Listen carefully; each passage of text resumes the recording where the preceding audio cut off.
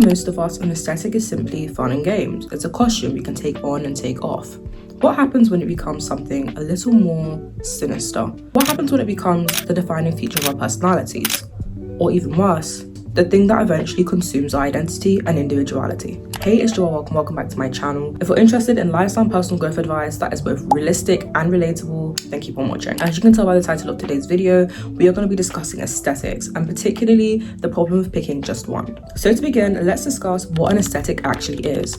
Now, an aesthetic can broadly be defined as any kind of personal style or personal style presentation that aims to achieve and replicate a specific persona over and over and over and over again. So although there are different outfits you can have within a certain aesthetic, there will be consistencies within things like the colors, the cuts of clothing, silhouettes, textures, materials, fabrics, etc, etc. To illustrate my point further, let's give a couple of examples. First up is the soft girl aesthetic. Then you have the old money. Thirdly, we have the IG baddie aesthetic. The list goes on and on and on. And don't get me wrong, I don't think there's anything inherently wrong with having an aesthetic or having a particular style that you like to wear or dress to. And in fact, I think that there are several appealing factors of aesthetics that definitely should be recognized. For example, having an aesthetic or having a specific core that you're dressing to really helps to provide a framework for how you want to, present yourself to other people. This can be especially helpful if you're somebody who is quite indecisive or inexperienced when it comes to picking clothes and dressing yourself. Another appeal of aesthetic is the sense of community that it can bring. If you see someone wearing similar clothing as you or presenting or dressing themselves in a similar way to you, there is a level of underlying, almost subconscious affinity and comfort we feel towards and about that person. There is obviously some kind of common ground or shared interest there between you and the other person who is dressed similarly to you. Besides these two deeper points, dressing up is fun. It's so nice to have an outlet, an avenue of self-expression that you can completely customize to your own preferences. And if you find one that suits you and you like all the elements of it, then I'd say go girl, go figure. But if you are constantly cycling through another TikTok trend or aesthetic every 3 weeks, I hate to break it to you, but there are several issues that come with having an aesthetic obsession. One of them being the financial and emotional burden it can put on a lot of people. When you're trying to constantly achieve a certain look, or you have limited yourself to the kind of items or pieces of clothing or accessories that you can wear in order to align with the aesthetic persona that you've kind of been working on creating, it limits down your options a lot of the time. This is particularly important for certain aesthetics. What comes to mind here is kind of the old money aesthetic or even the kind of coquette aesthetic. Those two aesthetics require a lot of specificity, and I think with both of them, it can be very hard to attain and very hard to maintain and upkeep if you're on a lower budget. But because some people are so desperate and stuck in the mindset of inflexibility and needing to adhere to that aesthetic, they will sacrifice themselves, their money, their income on being able to upkeep this chosen aesthetic of theirs. Another core issue with aesthetics is the tendency towards overconsumption. Now, this is troublesome for people's budgets and finances on a personal level, but also when it comes to the planet and environmentalism and just the idea of sustainability, it is very difficult to reconcile the idea of constantly buying loads of clothes, throwing them away. Most likely the idea that you are constantly kind of cycling through trends and cycling through pieces that are very trend specific can be very damaging and costly to the environment as well as to your own personal pocket. Now, the third and one of the most important downsides to having an aesthetic obsession is what it does to your sense of identity. When you are always reinventing yourself, constantly cycling through trends, it is very telling about your own sense of identity and how you see yourself. Having an aesthetic is a very good way of covering up deeper insecurities and deeper issues of our own identities.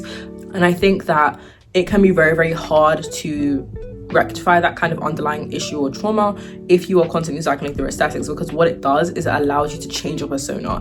A lot of people don't realize that clothes are clothes. Clothes aren't necessarily a personality trait, but a lot of the time that is what happens. People start dressing a certain way and they adopt the persona they assume should go with it. At this point, I'm probably thinking, if there are so many downsides to aesthetics and a lot of them seem to involve such major emotional and financial sacrifices, what would cause somebody to become aesthetic obsessed? Well, I have the answer. Chances are, if you're obsessed with having, picking, or maintaining a certain aesthetic, it's due to one of three things. A, you have a very unclear sense of self. B, you've lost your sense of self. Or C, you never had one to begin with. And I know that sounds a little harsh, but like I said, realistic and relatable is kind of my brand. Anyways, back to you and your sense of self. If you feel like you are stressed about having to maintain an aesthetic, if you feel like your whole vibe changes every time a new trend comes out, if you feel like you are constantly having to cosplay a character, all of this kind of goes back to that idea that you have a very flawed or non-existent sense of self. It signifies that you don't know who you are, or if you do know who you are, you don't like who you are. There is typically going to be some level of trauma attached to something like this. Some of the common reasons behind this could be maybe you were very suppressed as a child or as a teenager. You weren't really allowed to kind of express yourself or experiment with your own self-presentation, and as a result now you feel like you kind of have to take every option that you come across. Or maybe you are super duper indecisive and you really genuinely don't know how you want to present yourself. You find it easier to let somebody else decide for you. Now, in either of these two cases, the root problem is exactly the same. Just like people who are indecisive, people whose parents didn't let them experiment have both been denied a level of choice or autonomy about their own self-presentation. And your lack of autonomy has led to you not knowing who you are, which is why the important thing going forward is to learn who you actually are. What kind of person are you? What are your interests? What are your priorities? What are your values? And really start to think about these things and ask yourself, if trends didn't exist, how would I dress myself? What kind of clothes, what kind of colors, what kind of silhouettes are you drawn to? I think with this, it's very, very important to acknowledge the fact that it is very, very okay to have a very unclear answer to any of those questions. Because people are very complex. A complex organism, you have many interests, many aspects, many components to you and your personality. And so it makes sense that you would have a varied personal presentation. I think that there are some really good examples of people who, while having a general sense of a personal style, are also very eclectic, spontaneous, somewhat messy and fluid with the way that they dress. Some of the key people I'm kind of thinking about here are figures like Tracy Ellis Ross, Wisdom K, Michael Jackson, Prince, and the list goes on. These are people with looks and aesthetics or personal styles that have absolutely changed and evolved in order to reflect the stages and phases of them as they develop and grow as a person. And I think that's the sort of thing we should be aiming for when it comes to any level of self-presentation. You want it to reflect the person that you truly are at that point. Like I said before, there's nothing wrong with actually having an aesthetic and sticking to wearing one kind of clothing. You meant to make sure that whatever you are wearing on a given day, even if it's within an aesthetic, is reflecting you the best way it possibly can at that particular moment on that particular day. At the end of the day, the most important element in this equation is you. Which leads me on to my third point, which is to authentically show up as yourself. If you have been kind of somewhat stunted in this aspect of your life, or you felt like you've been out of control of the way that you present yourself, then I can understand how difficult this may sound. But genuinely, if you want to kind of escape the rabbit hole, then you are going to have to do the work. This means reflecting, like I said earlier, on who you actually are, but also it means working on your confidence and you showing up with that confidence. And that means addressing your insecurity. I think a lot of the time we can become so comfortable with sitting in our own insecurity. We are so used to not being happy or not accepting ourselves that we will latch on to literally anything, even if it's somebody else's identity. I think it would really be a shame to continue in that vein. It takes a lot of work, a lot of self-work, a lot of self-discovery, a lot of challenging yourself to really unpack where the insecurities are coming from. It's because you have people around you who have hated on the way you dress. It's because you've had people around you who have called you names or have picked on the outfits you've chosen or the style you liked to wear back in the day. And now you feel like it's honestly just easier to pick something that's already out there, something that's already established, so you're able to shield yourself from criticism. Is it therefore a question of establishing boundaries with other people? Is it a question therefore of having to feel the fear and literally just do it anyways? Because at the end of the day, people who hate on other people's clothing, a lot of the time it's because they themselves don't like the way they dress, they don't like the way they look, they don't like the way they present themselves, and that requires them obviously to go do their own self-work. But for you, for your level of insecurity, for your building of confidence, it is so important to work out the root cause of where those kind of issues are stemming from so that you can more effectively deal with them. And if you want to know more about setting boundaries, be sure to let me know in the comments because we will talk about that in a later video.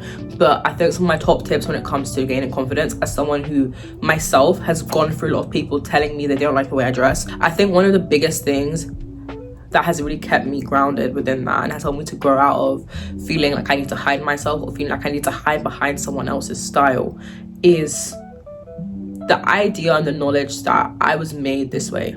you know, God made me this way to dress the way I do, and that the way that I dress and the way I present myself brings light to someone, somewhere, somehow. And maybe it's because this makes me more approachable to someone who may need some advice. Maybe it's because it makes me more relatable to one who may need to see someone who looks like them. I have found some comfort in the thought and in the belief that I wouldn't have been put here.